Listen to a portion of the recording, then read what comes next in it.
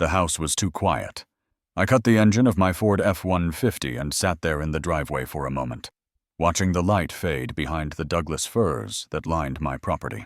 3 days of fishing up at Mount Hood had been good for my head, but coming home always carried that small weight of return, that adjustment back to the stillness of a house where only one person lived.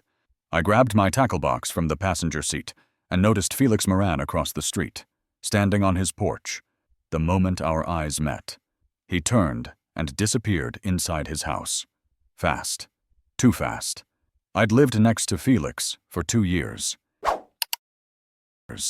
And he'd never once avoided me like that.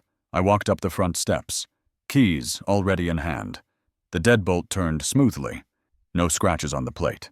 My security app showed green across the board, no alerts. No breaches. Every sensor logged as secure for the past 72 hours. I pushed the door open and stepped into the hallway, letting my eyes adjust before I reached for the light switch. Old habits. When you've carried a badge for 20 years, you don't just walk into a dark house. You clear it. The refrigerator hummed in the kitchen. The grandfather clock ticked its steady rhythm. No footsteps. No breathing. But there was something else. A scent. Floral. Expensive. Completely foreign to this house. Chanel No. 5. Unless I'd lost my sense of smell entirely. I sure as hell didn't wear it. And I hadn't had a visitor in months. I moved through the living room with my hand resting on the holster at my hip. Kitchen untouched.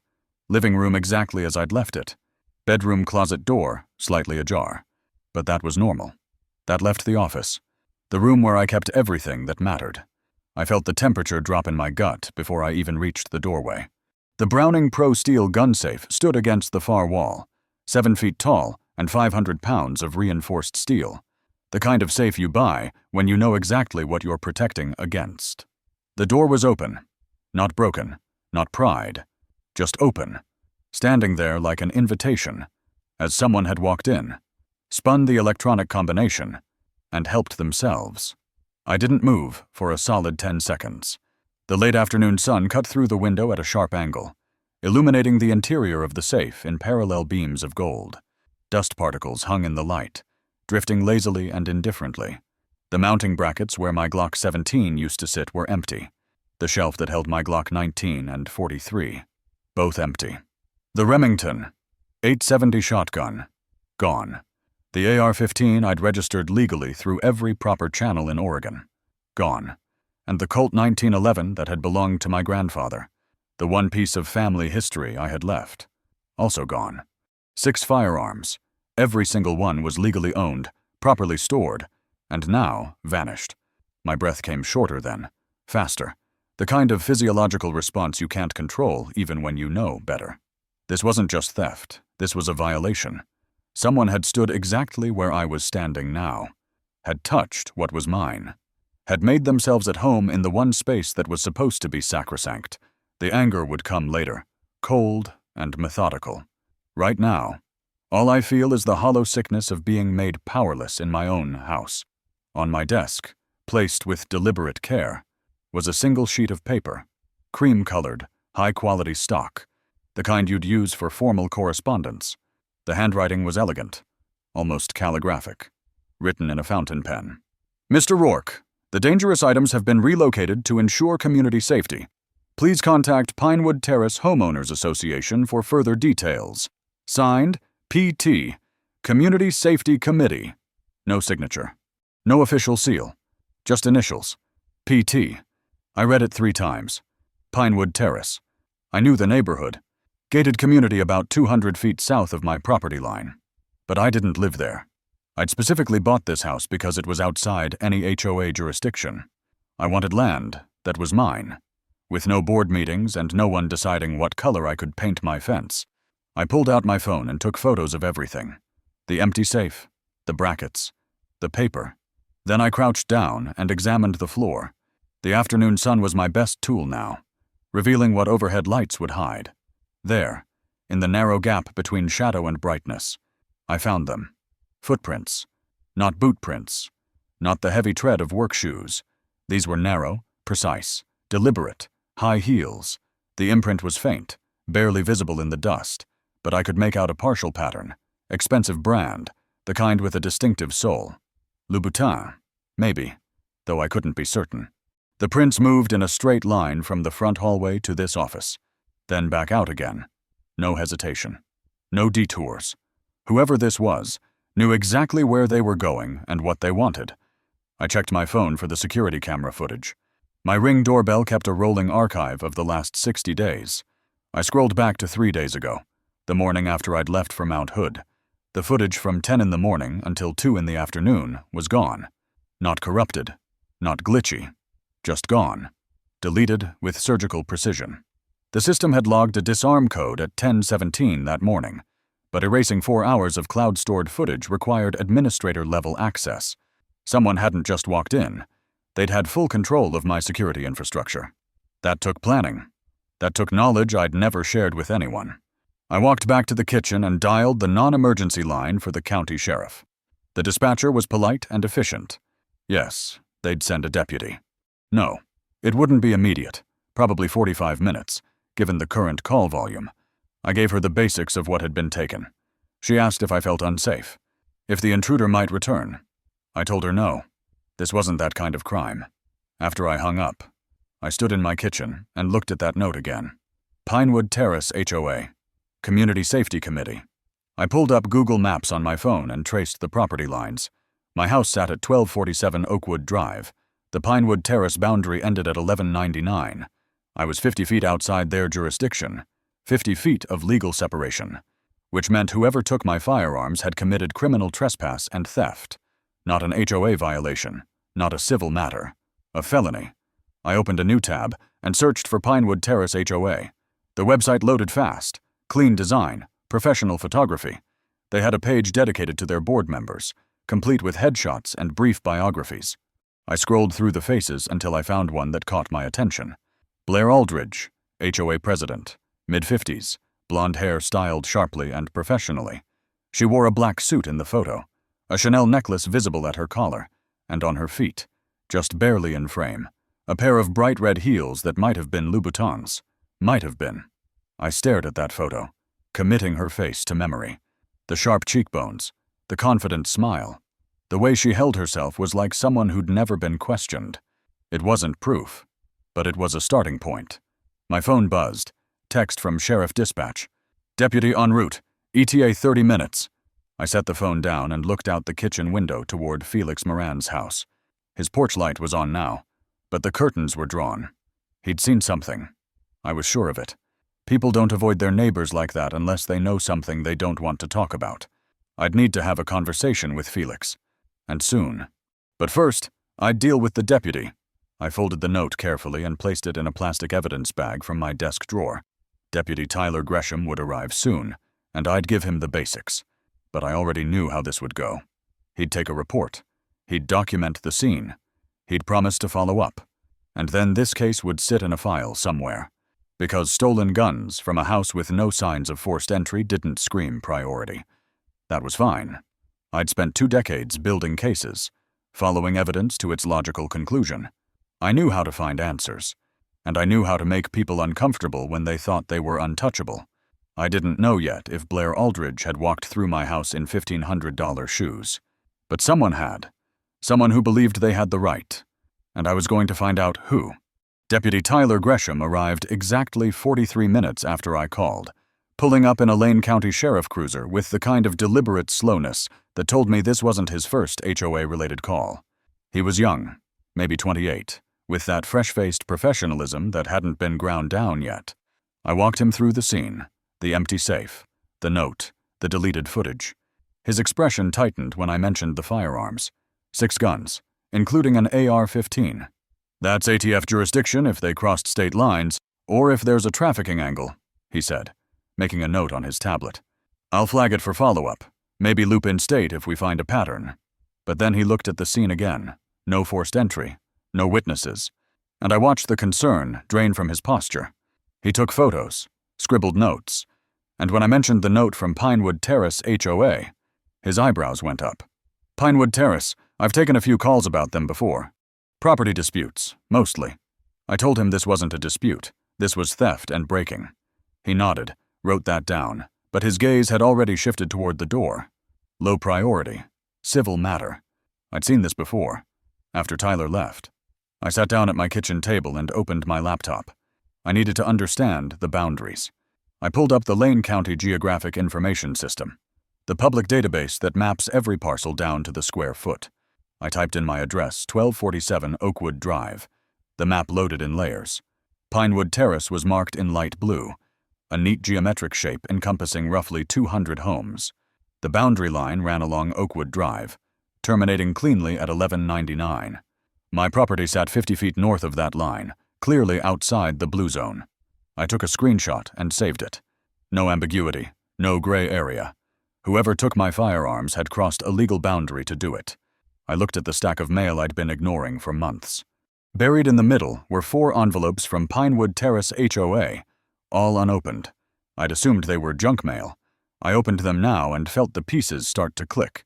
The first letter, from October, announced a community expansion initiative with vague language about extending safety standards. The second, from December, invited me to join a voluntary extended safety zone. The third, from January, shifted tone, reminder compliance with neighborhood weapon storage guidelines. No citation of authority, just a firm suggestion. The fourth letter, from February, was blunt, final notice inspection required. Failure to comply will result in necessary corrective action. That last demand was explicitly illegal. They had no legal standing to inspect property outside their jurisdiction. No authority granted by county code or state law. None were signed by individuals. All carried the same footer Pinewood Terrace Community Board. At the bottom of the February letter, in smaller print, this notice is part of our expanded community outreach program managed in partnership with Regional Property Management Corporation. I stared at that name. Regional Property Management Corporation. I'd seen that acronym before. PMC, on a few properties around the county. They managed multiple HOA communities, handled the administrative and legal work. I'd never paid much attention because I'd never lived in one of their developments. But now they were relevant. Expanded outreach, regional oversight. They'd deliberately targeted properties outside their jurisdiction, testing how far they could push. My silence had been interpreted as consent. And when I didn't respond, they'd acted. In their minds, they'd given me every opportunity. That scared me more than outright theft. You can't reason with someone who thinks they're enforcing the law. I needed more information. And there was one person who might have it. I walked across the street to Felix Moran's house and knocked. It took him a full minute to answer. And when he did, he only opened the door halfway. Felix was in his early 50s, a software engineer who kept to himself. Now he looked at me like I was holding a subpoena. "Caleb," he said carefully, "I heard you had some trouble." I asked what he'd heard. He glanced past me, checking the street, then stepped back and let me in. His living room was neat, minimal, the kind of space that belonged to someone who valued order. He didn't offer me a seat. "I saw a car Thursday morning," he said quietly. "White Lexus SUV, parked in front of your house. I remember because I was on a call with my West Coast team, so it would have been around 10, maybe a little later. A woman got out, blonde, in business clothes. I didn't see her go in, but when she came back to the car, maybe an hour later, she was carrying a large container, like a storage bin." I asked if he recognized her. Felix hesitated. "I'm pretty sure it was Blair Aldridge, president of the Pinewood HOA. I recognized the car and the general look, but I didn't see her face clearly enough to swear to it." He paused. "She came to my door last year, told me my fence was non-compliant with community standards, even though I'm not part of the HOA. When I refused, someone filed a complaint with county code enforcement. Cost me 6 months and $3,000 in legal fees to clear it. I can't prove it was the HOA, but the timing was perfect." He looked down at his hands. "I have a mortgage. Caleb, I can't fight people who have lawyers on retainer and nothing but time." I told him I understood, but I needed him to be willing to give a statement eventually. He shook his head. "Not yet. Not until I know it's safe." He walked to a drawer and pulled out a crumpled flyer. "But I'll tell you this, Blair has a program she calls Community Expansion, extending HOA influence beyond legal boundaries. I got this a few months ago."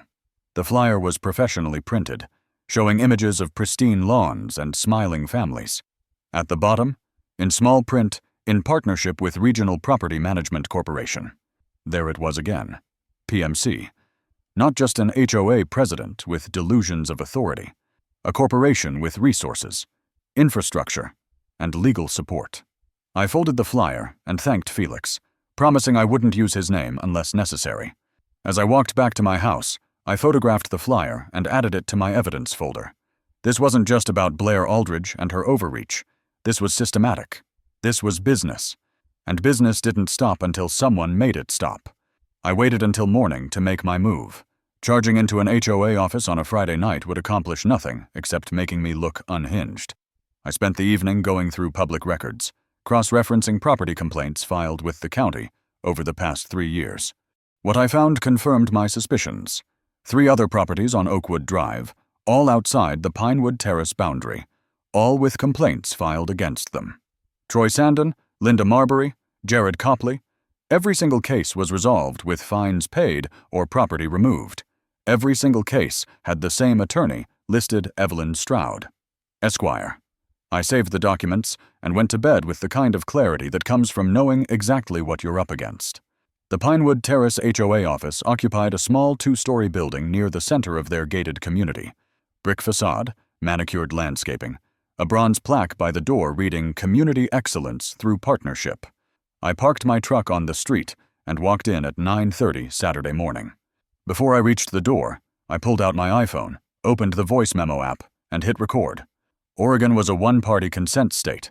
The recording device went into my jacket pocket. Microphone pointed up. The receptionist at the front desk was young, maybe 22, with eager professionalism. Her nameplate read Paige Renner.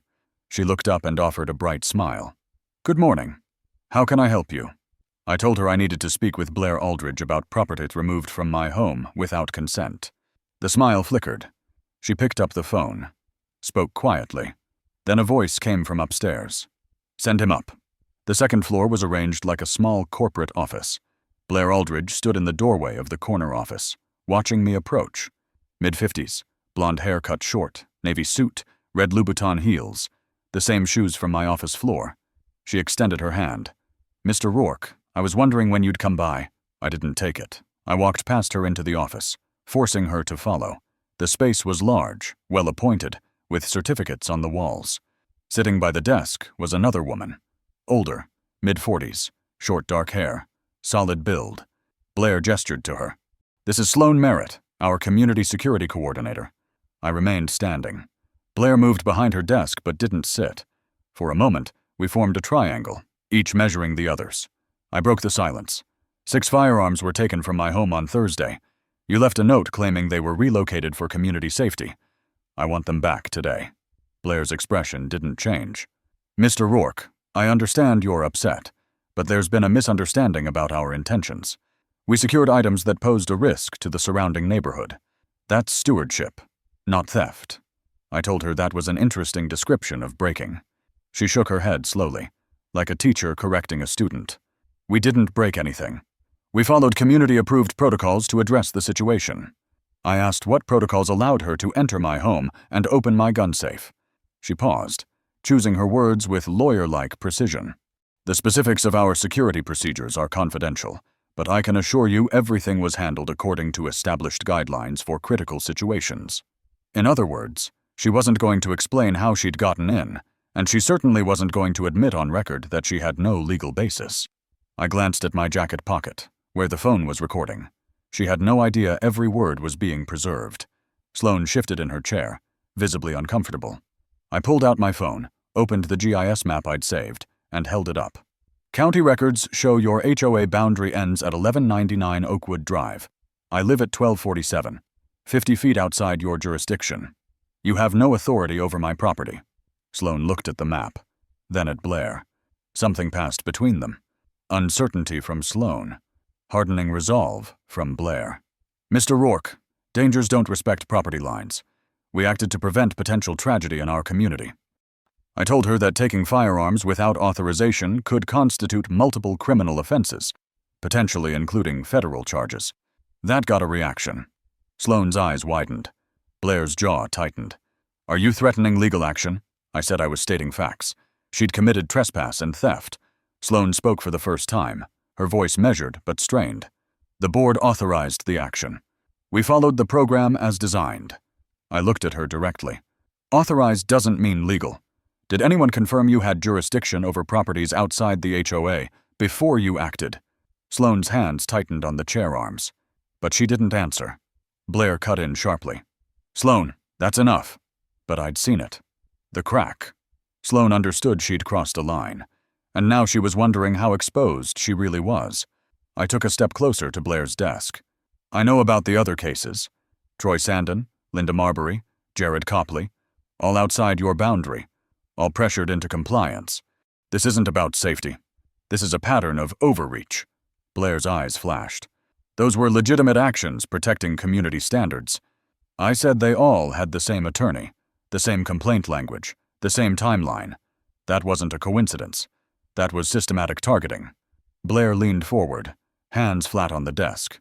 Mr. Rourke, you're making a mistake. We have significant resources and long-standing relationships with local officials. If you pursue this, you'll find yourself in a fight you can't win. I held her gaze. I spent 23 years building cases against people with deeper pockets and better connections than you'll ever have. I've never lost one that mattered.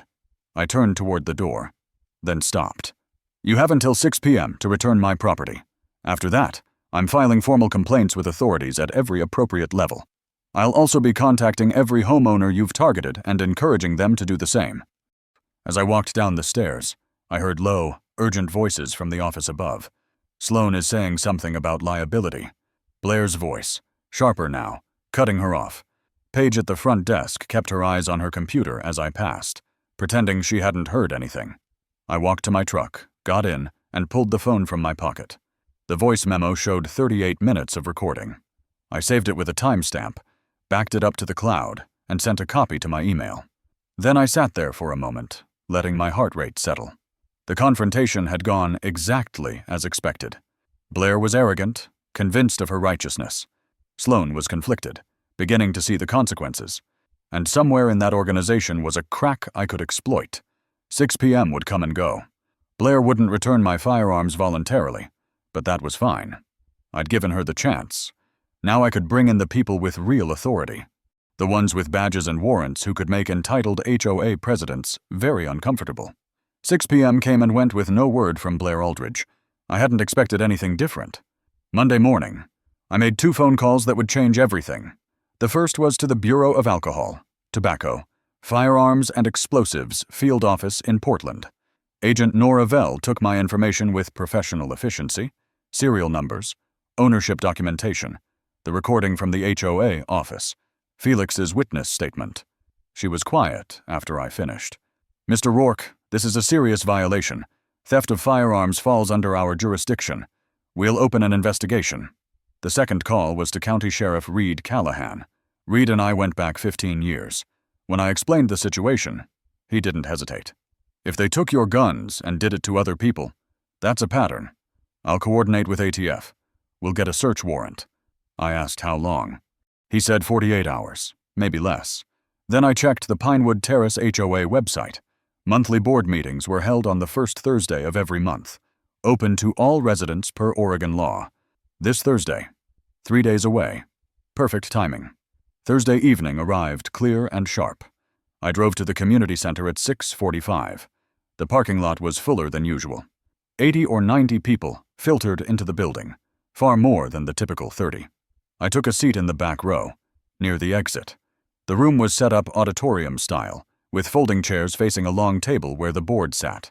Blair was there, center position, flanked by 4 board members and Sloane Merritt to the side. She wore a charcoal gray suit, the same red heels, shuffling papers with practiced calm, but her eyes flicked to the door every few seconds, scanning the crowd. She sensed something coming. The meeting started with the standard procedure. Roll call, minutes approval. Financial report showing healthy reserves. Then Blair moved into a new business, discussing proposed landscaping changes. Her voice was smooth, controlled, the tone of someone who'd run 100 meetings just like this. I waited. Let her settle into a routine. After 10 minutes, I stood up. The movement caught attention. Heads turned. Blair stopped mid-sentence, her expression shifting from surprise to controlled neutrality. Yes. Can I help you? I walked down the center aisle slowly, deliberately. My name is Caleb Rourke. I live at 1247 Oakwood Drive. I'm not a member of this HOA, but actions taken by your board directly affected me. The room went silent. Blair's smile was thin. Mr. Rourke, this is a members-only meeting. If you have concerns, submit them in writing. I continued until I was 10 feet from the table. I don't need to submit anything. I need to inform this community that 6 firearms were taken from my home last week without my consent, without a warrant, and without legal authority. The people responsible are sitting at that table. The murmur started immediately. Chairs creaked as people leaned forward. Whispered conversations erupted in clusters, spreading like ripples. Did he say guns? Taken from his house. Is that even legal? A woman in the 4th row pulled out her phone, holding it up to record. Others followed. Within seconds, half a dozen phones were pointed at the front. Blair's face hardened, but I noticed her hand grip the edge of the table, knuckles white. One board member, an older man, leaned forward. That's a serious accusation. Do you have proof? I held up my phone. I have a voice recording of Ms. Aldridge and Ms. Merritt admitting to taking my property. I have a witness who saw the HOA president's vehicle at my house during the theft. And I have documentation showing properties outside HOA jurisdiction have been systematically targeted. Blair stood up, her hands flat on the table. I saw the tension in her jaw, the slight tremor she was working to suppress. This is not the appropriate forum. I'm asking you to leave, or I'll have security remove you. I smiled, cold. Security won't be necessary. I'm not here alone. The back doors opened. Sheriff Reed Callahan walked in first, uniform crisp, badge visible. Behind him, Agent Nora Vell in a dark blue ATF windbreaker. 2 more deputies followed. The room erupted. People stood, turned, voices rising in overlapping confusion and excitement. Someone near the front said, "Oh my God!" loud enough to carry. Another voice, "Is this really happening?" The woman recording moved to the aisle for a better angle. Blair's face drained of color. Her lips parted slightly, her breath coming faster despite her effort to remain composed. Sloane looked like she might collapse. Reed walked down the aisle with calm authority, stopped next to me, and addressed the room. "I'm Sheriff Reed Callahan with Lane County. We have a warrant to search HOA facilities in connection with an ongoing investigation. Ms. Aldridge, Ms. Merritt. I need you to cooperate and provide access." Agent Nora stepped forward, holding up a folded document. "Federal warrant authorized by a district judge. We're investigating potential violations of firearms laws.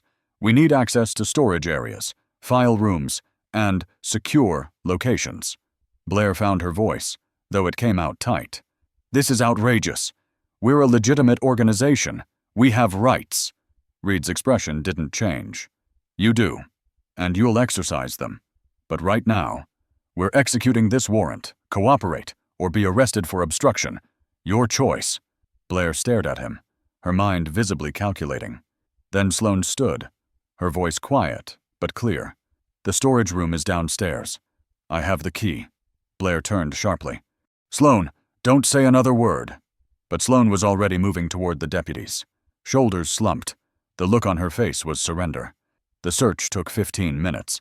Reed came back carrying a large plastic bin, my firearms visible through the translucent sides, tagged with labels reading, "Confiscated, 1247 Oakwood." Nora photographed everything methodically and thoroughly. The crowd had gone completely silent, watching like witnesses to an accident. The woman in the 4th row was still recording, her phone tracking every movement. This would be online within the hour, viral by morning. Blair remained at the front table, frozen, her authority crumbling in real time. Reed turned to her. "Ms. Aldridge, we need you at the station tomorrow morning for an interview. You too, Ms. Merritt. Not an arrest, but mandatory. Failure to appear means we issue a warrant." Blair's voice was strained. "I'll be contacting our attorney." Nora nodded. "That's your right. Bring them." As deputies cleared the room, I stood watching Blair. She met my eyes briefly, and in that look was everything. Rage, humiliation, fear, defiance. Outside. Reed waited by his cruiser, handing me a receipt. "You'll get them back after processing. Standard procedure for evidence usually takes about a week while we photograph. Document the chain of custody and clear them through the system." I thanked him. He studied my face. "Caleb, you built this clean. But be careful. People like that have money and influence. They'll fight back." I told him I understood. I'd spent 23 years dealing with people who thought they were untouchable. Reed nodded and left. I walked to my truck and pulled out of the lot. My phone buzzed. Unknown number. I opened it. No message. Just a photo of my house, taken from the street. Time-stamped 2 hours ago while I was at the meeting. Below it, one line. "You've opened a door you can't close." The threatening text stayed on my phone like a splinter I couldn't dig out. I forwarded it to Reed and Agent Nora with a timestamp and location. Evidence. Everything had to be documented. The morning after the HOA meeting, I sat at my kitchen table with coffee and a legal pad. If Blair and Sloan were just the visible layer, I needed to understand what was beneath. Oregon had strong transparency laws. I drafted a formal request under the state's public records law to the Lane County Clerk's office, all complaints and lawsuits involving Pinewood Terrace HOA over the past 5 years, meeting minutes as required by law, and inspection records for properties adjacent to HOA boundaries. The request went out by certified mail with a 10-day response requirement. While I waited, I went back to the 3 names I'd found: Troy Sandin, Linda Marbury, Jared Copley, all outside HOA jurisdiction, all targeted. Linda didn't answer. Jared's number was disconnected. But Troy Sandin picked up on the 3rd ring, his voice cautious. I explained what happened to me and asked if he'd meet. Long silence. Then, "Yeah, it's about time someone did something." We agreed on a coffee shop in downtown Eugene, neutral ground. Troy was 65, retired postal worker with the kind of exhaustion that comes from losing fights you never should have had to take. We sat in a corner booth. He stirred his coffee for a long time before speaking.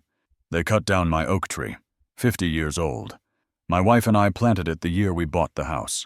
She died 3 years ago, and that tree was the last living thing we'd created together." His voice broke slightly.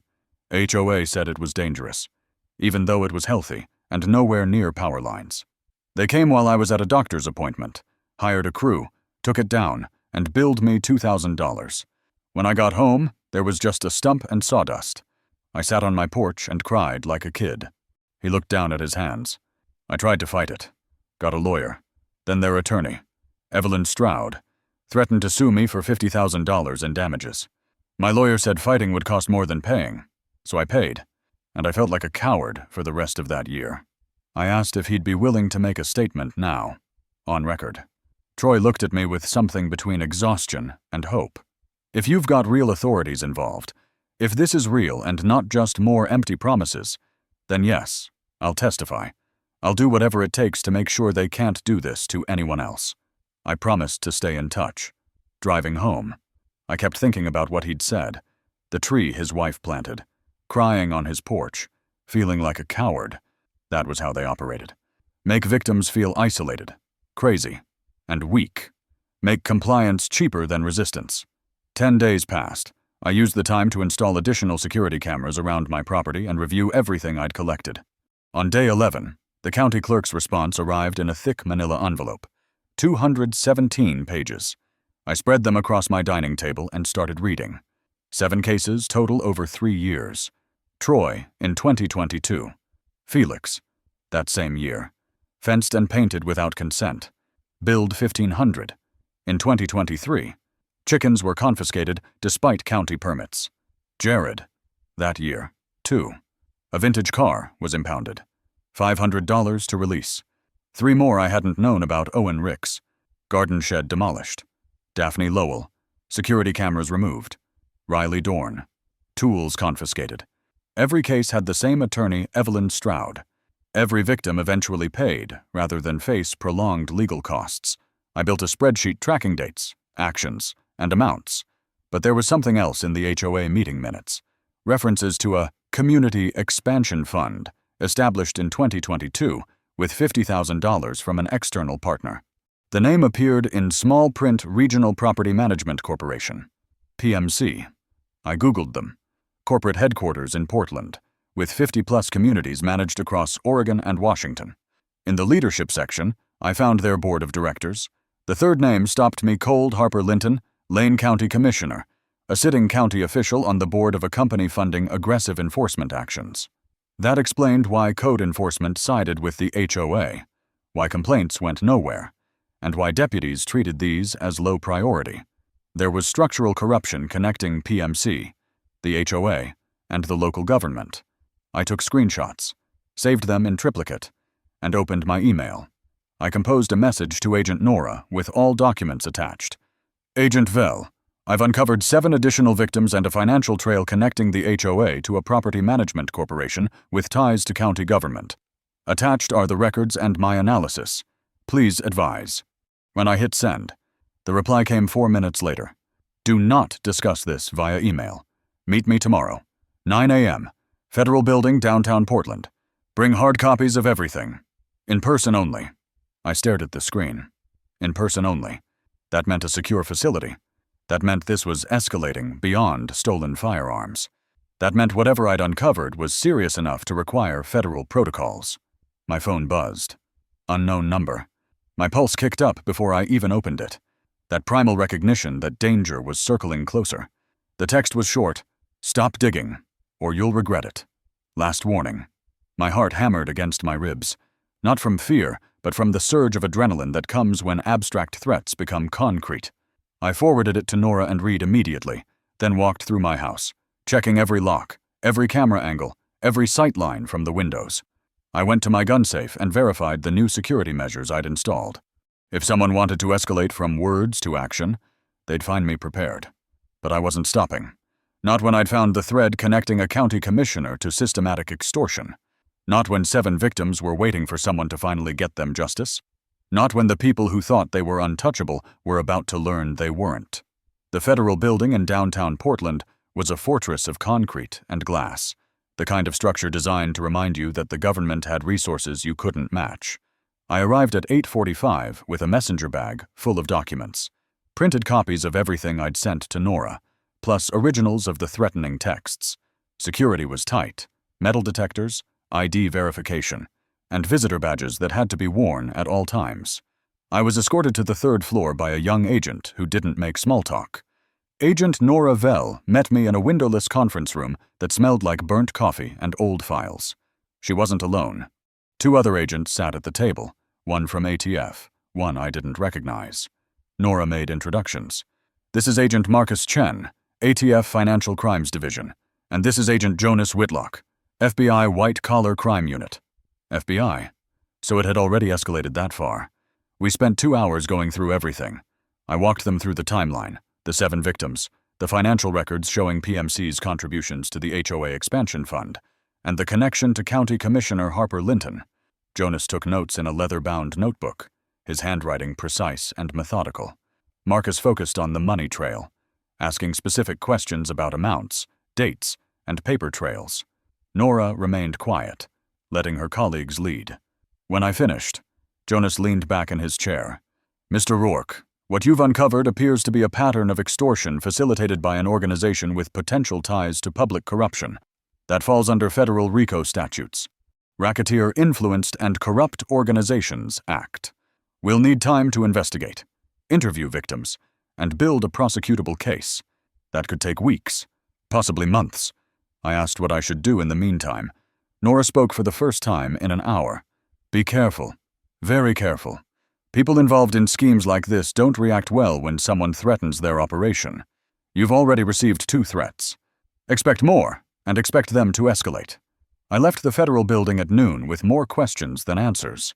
The FBI was involved, which meant this was serious. But serious also meant slow. Federal investigations moved at their own pace, constrained by procedure and oversight. I couldn't just sit around waiting for indictments. I drove back to Eugene, checking my mirrors every few minutes out of habit. At a stoplight on I-5, I noticed a dark blue sedan 3 cars back. Nothing unusual about that. But when I took the exit for downtown Eugene instead of heading home, the sedan took the same exit. When I made 2 unnecessary turns through a residential neighborhood, the sedan stayed behind me, maintaining distance but never quite disappearing. I pulled into a grocery store parking lot and watched. The sedan drove past slowly, the driver's face obscured by sunglasses and a baseball cap. I took a photo of the license plate and texted it to Reed with a brief message. Being followed.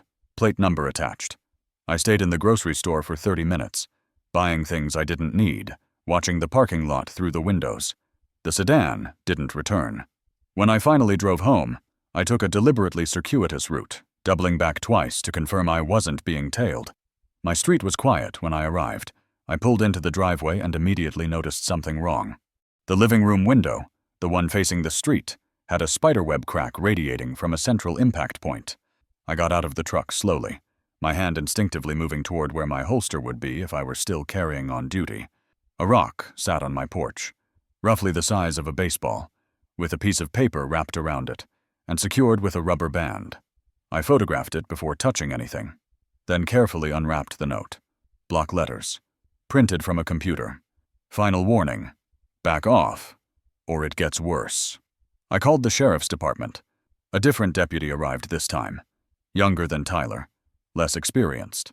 He took photos, wrote a report, and collected the rock as evidence.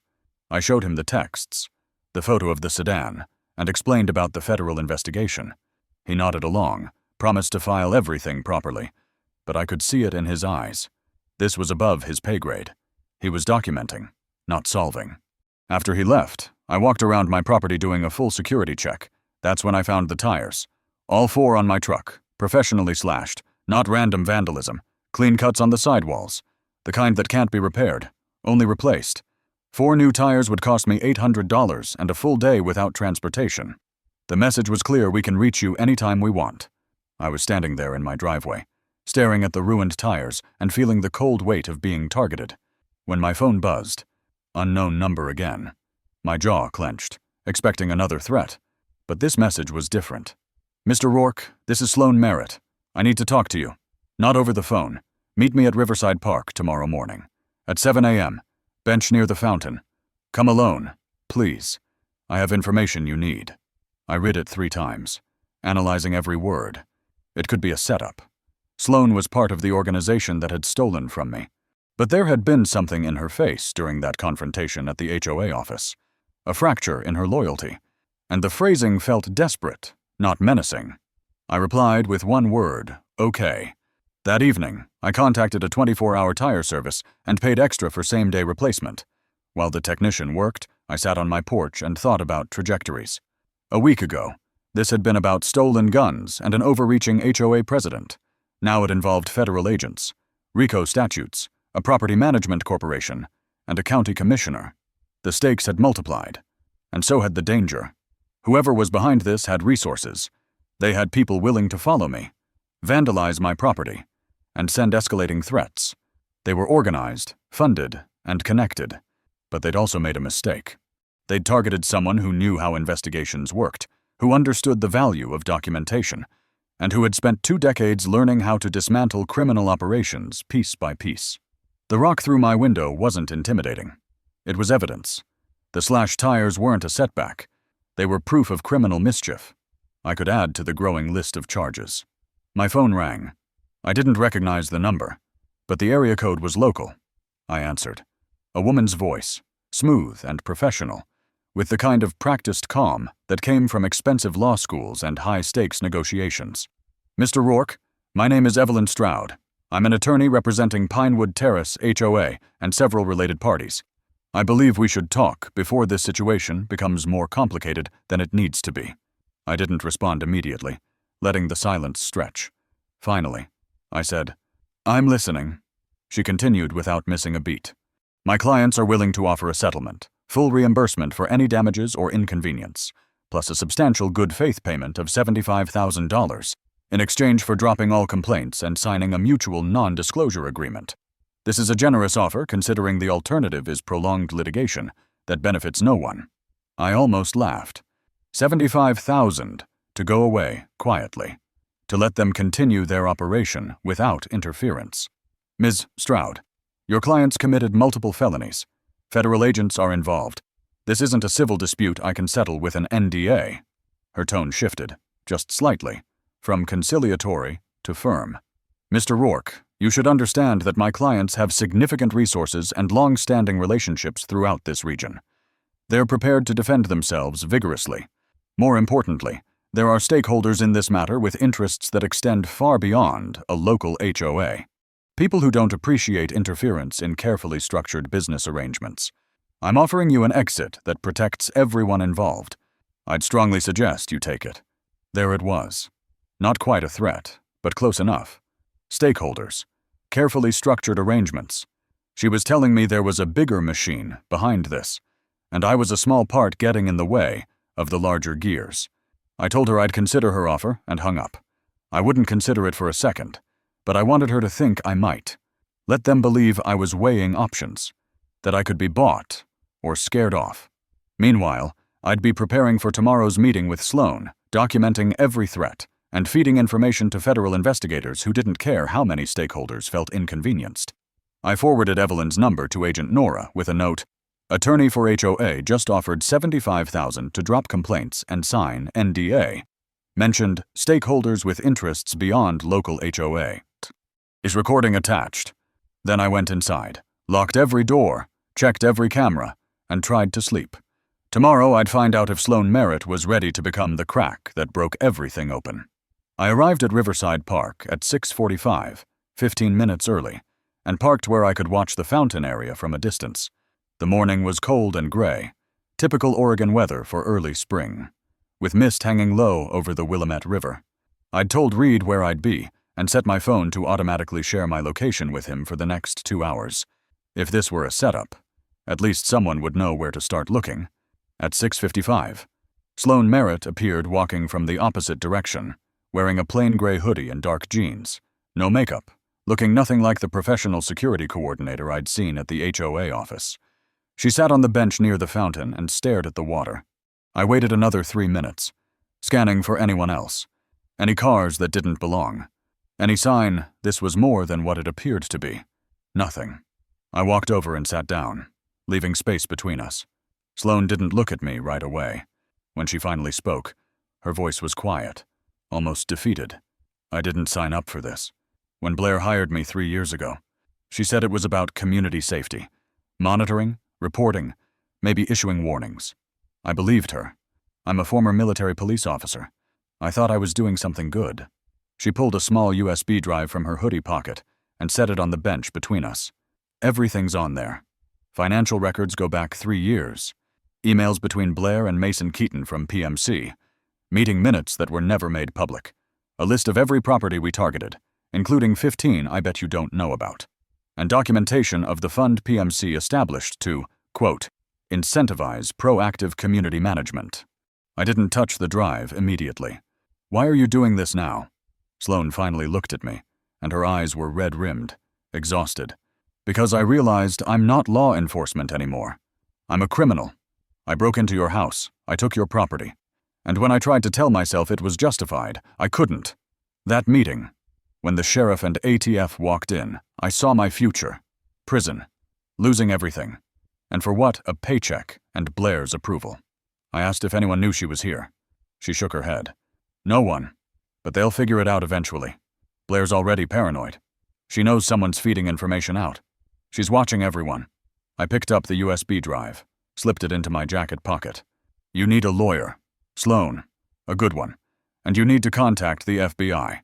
If you cooperate fully, they might offer immunity or reduced charges. She nodded slowly. I know. I've already reached out to a defense attorney. She's setting up a meeting with federal prosecutors. But I wanted you to have this first. You're the one who started this. You deserve to see what you're up against. She stood to leave, then paused. Caleb, be careful. Mason Keaton isn't like Blair. He's not some neighborhood busybody with delusions of power. He's corporate. He has lawyers, money, and people who do things for him. And Harper Linton, the commissioner. She's in deeper than you think. There's a meeting scheduled for this Friday between Mason, Harper, and someone from the State Economic Development Office. They're trying to expand this model statewide. You're not just fighting an HOA anymore. You're fighting a system. I watched her walk away, disappearing into the morning mist like a ghost unburdening herself of sins. Then I drove home, pulled out my laptop, and plugged in the USB drive. It took me 4 hours to go through everything, but what I found was damning. Financial spreadsheets showing the Regional Property Management Corporation had transferred $200,000 to Pinewood Terrace HOA over 3 years, labeled as Community Enhancement Grants, with no contract specifying how the money should be used. Email threads between Blair and Mason Keaton discussing expanding the footprint and leveraging voluntary compliance through strategic pressure. One email from Mason particularly stood out. Blair, the model works because we make resistance expensive and compliance cheap. Target properties just outside boundaries where residents enjoy HOA benefits without paying dues. Document violations, real or manufactured. When they refuse, escalate with legal threats. Most will settle. Those who don't become examples. Another email from Blair responding, collected $18,000 in fees and settlements this quarter. Evelyn's retainer is covered, and we're funding the new security office. The expansion zone strategy is working exactly as designed. But the most explosive documents were the meeting minutes from February 15th, marked confidential, board only. The attendees listed Blair Aldridge, Mason Keaton, Evelyn Stroud, and County Commissioner Harper Linton. The agenda included scaling community standards enforcement across unincorporated areas and legislative support for enhanced HOA authority. Harper's contribution was noted in the minutes. Commissioner Linton confirmed she would facilitate code enforcement cooperation and delay any county-level complaints while expansion protocols are refined. She emphasized the importance of maintaining plausible deniability regarding PMC involvement. This wasn't just corruption. This was a conspiracy. A sitting county official actively helping a private corporation extort residents, with full knowledge that what they were doing operated in legal gray areas at best and criminal territory at worst. I copied everything to 3 separate drives, uploaded encrypted backups to cloud storage, and composed an email to Agent Jonas Whitlock at the FBI. I attached the most incriminating documents with a summary financial records, the emails showing intent, and the meeting minutes proving Harper's involvement. I hit send and immediately called Nora. She answered on the second ring. I just received files from a confidential source. They show PMC funding the HOA operation, emails discussing manufactured violations, and meeting minutes proving Commissioner Linton was actively facilitating the scheme. This is RICO. This is a conspiracy. And it's documented. Nora was quiet for a moment. How reliable is your source? I told her Sloan Merritt was cooperating, had retained counsel, and was preparing to meet with prosecutors. Then we move fast, Nora said. Before anyone can destroy evidence or flee jurisdiction, I'll brief Jonas immediately. Expect a call from him within the hour. The call came 45 minutes later. Jonas was all business. Mr. Rourke, based on what you've provided, we're opening a full investigation into PMC, the HOA board, and Harper Linton, but we need victims willing to go on record. Can you get them together? I told him I had names and contact information for 15 people. Jonas said to organize a meeting, explain the situation, and gauge who was willing to testify or provide sworn statements. The FBI would send an agent to take formal interviews once we had commitments. I spent the rest of the day making calls. Some numbers were disconnected, some people didn't answer. But by evening, I'd reached 11 out of 15 victims. I explained who I was, what I'd uncovered, and that federal authorities were building a case. I invited them to meet at the public library's community room the following evening. Most were skeptical. A few were angry it had taken this long, but 10 agreed to come. One, Linda Marbury, said she'd think about it and call back. That night, she did. I'll be there, if you're serious about stopping them. I want to help. The library meeting room was plain and functional, with folding tables arranged in a rectangle and chairs that squeaked when you moved. 10 people showed up. Troy Sandon, Felix Moran, Linda Marbury, Jared Copley, Owen Ricks, Daphne Lowell, Riley Dorn, and 3 others whose names I'd only seen in documents until now. Corinne Maddox, Tyler Gresham's sister-in-law, Paige Renner's aunt. The connections were starting to show. This wasn't abstract. This was a community being systematically exploited. I stood at the head of the table and laid out everything. The 7-year pattern, the financial trail, the involvement of PMC and Harper Linton, the FBI investigation, and the opportunity to make sure it stopped here, so no one else had to lose trees or cars or chickens or peace of mind. Troy spoke first. I'll testify. I'll do whatever it takes. One by one, the others agreed. Linda said she wanted her chickens back, even though they'd been gone 2 years and were probably long dead. "It's the principle," she said. "They took something that wasn't theirs to take." We spent 90 minutes going through what testimony would involve, what questions they should expect, and what protections were available. I shared the contact information for Agent Jonas Whitlock and told them he'd be reaching out to schedule formal interviews. As people started to leave, Felix pulled me aside. "Caleb, thank you. For the first time in 2 years. I don't feel crazy. I don't feel alone." That meant more than any legal victory could. When I got home, I found another envelope taped to my door. No postage, hand-delivered. Inside was a single sheet of paper with a printed message. "You've been warned multiple times. You ignored us. Now you deal with the consequences. Enjoy your weekend." And below it, a photo. My truck, parked at the library, with all 10 victims visible through the windows of the community room. They'd been watching us, documenting, preparing. I forwarded the photo to Jonas and Reed with a message, "They're escalating. Meeting Friday between Mason Keaton and Harper Linton per source. Suggest surveillance or intervention." Jonas replied within minutes, "Already on it. Stay alert. We'll have eyes on that meeting." The FBI moved faster than I expected. Friday morning, Agent Jonas Whitlock called. "We've got surveillance teams positioned outside PMC headquarters. We're documenting everyone who enters and exits. Subpoenas are secured for financial records and email servers. The operation is underway." I asked what I should do. Jonas said stay available, stay safe, and let them work. That was harder than it sounded. I spent the day checking security cameras, pacing, and refreshing email. At 2:30, my phone buzzed. Text from Jonas. "Meeting confirmed, 3 attendees. Recording active. Brief you Monday." The weekend crawled by. I kept expecting another threat, another rock, another slashed tire. Nothing came. Maybe they were distracted by federal attention. Maybe they were planning something bigger. Monday morning, I drove to Portland and met Jonas, Nora, and Marcus in the same windowless conference room. Jonas showed me surveillance photos. Mason Keaton is in an expensive suit. Harper Linton arriving separately.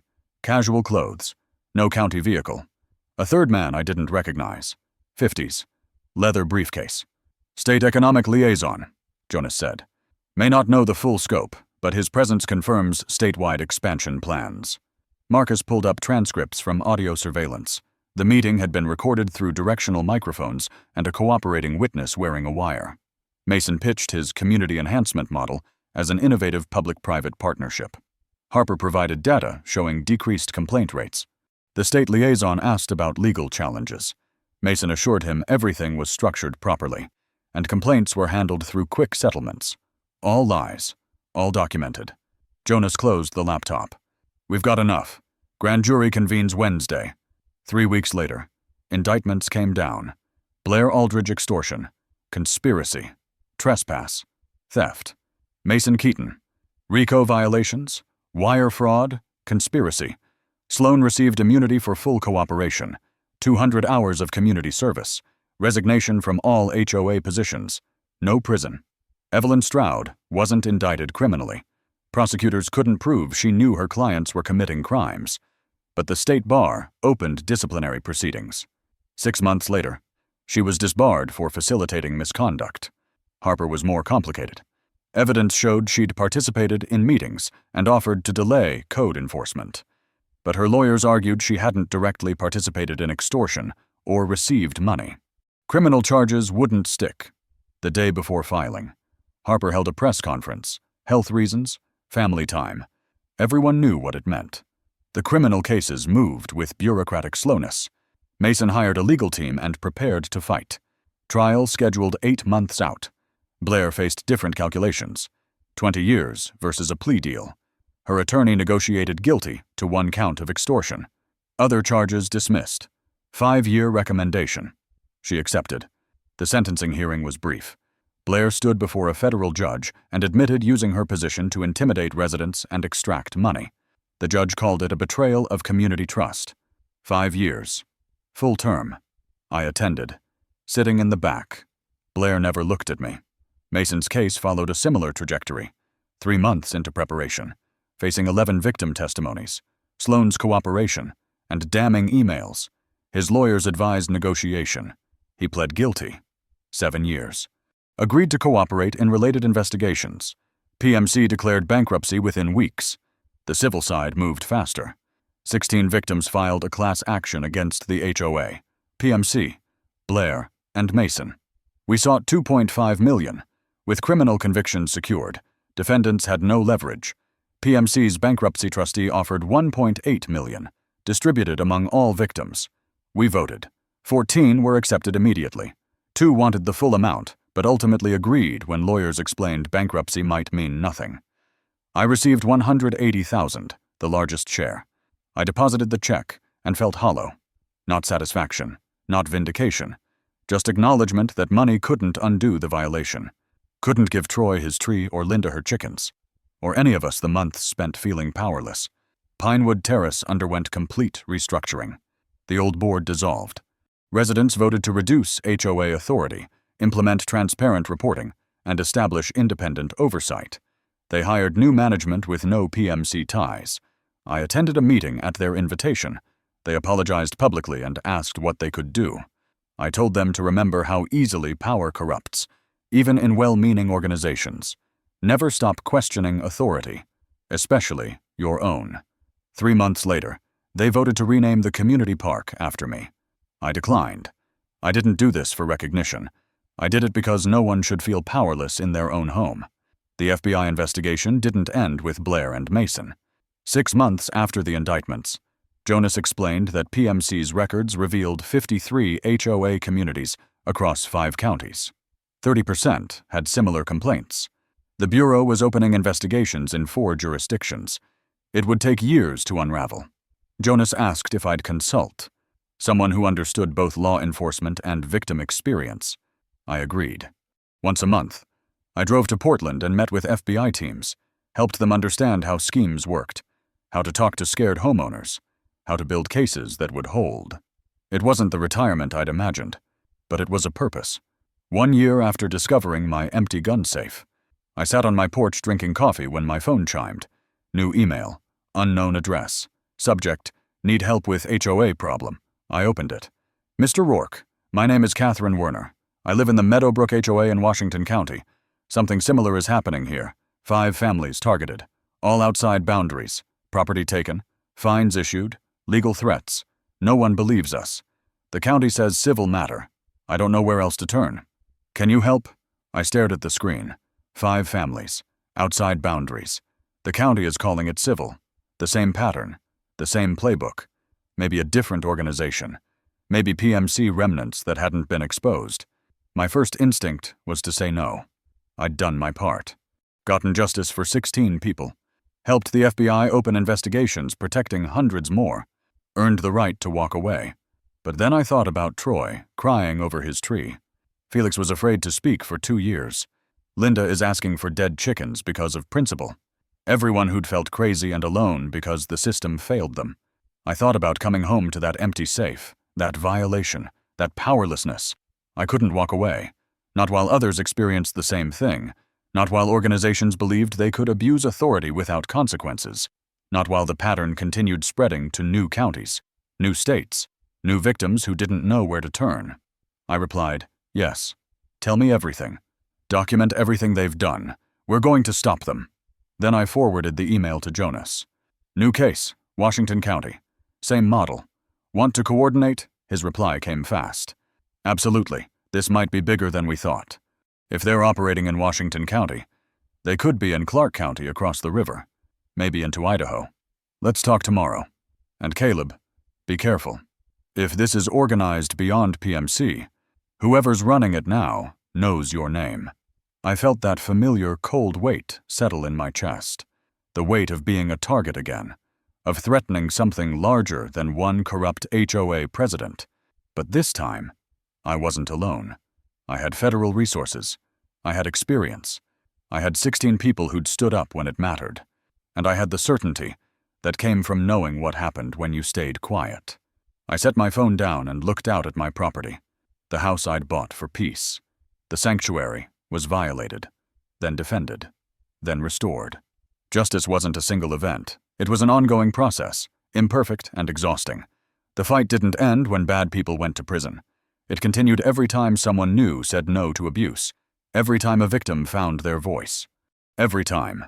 The system worked as it should, but it also continued every time corrupt power found new ways to operate, new jurisdictions to exploit, new victims who didn't know they had rights. Catherine Verner in Washington County was one. How many others were out there, suffering in silence, thinking they were alone? How many had already paid, given up, walked away? How many were still coming? I picked up my coffee and went inside. My laptop was open on the kitchen table. I pulled up the email again and started typing a detailed response to Catherine. Questions about timeline, documentation, and witnesses, instructions on how to preserve evidence, contact information for Jonas and the FBI field office. As I wrote, I realized something. This wasn't just about helping one person. This was about building a network, connecting victims across jurisdictions, creating a resource that didn't exist before. If HOAs and property management companies could organize systematically to exploit people, then victims could organize systematically to stop them. That's what I'd do next. Not just consult with the FBI. Build something permanent. A clearinghouse for complaints. A database of patterns. A guide for people who found themselves where I'd been a year ago, staring at an empty gun safe and a threatening note, wondering if they were crazy or if the system really was broken. I finished the email to Catherine and hit send. Then I opened a new document and titled it HOA Abuse Documentation Project, Phase 1. There was work to do. A lot of it. But for the first time since this started, I felt like I was moving from defense to offense, from reactive to proactive, from one man fighting for his property to a movement fighting for everyone's rights. The door I'd opened couldn't be closed, but maybe that was the point. Maybe some doors were meant to stay open, to let light into dark places where corruption had thrived in shadow. My phone buzzed. Text from Jonas. Called Washington County Sheriff. They're interested. Conference call tomorrow, 10 a.m., bring everything. I smiled. Tomorrow, we'll start again. And this time, we'd be ready from the beginning. If you've ever felt powerless against those who abuse authority, you're not alone. Share this story with someone who needs to hear it. Drop a comment about your experience, or subscribe to Karma Fence for more stories proving that one person standing up can change everything. Justice doesn't happen in silence. It happens when we speak.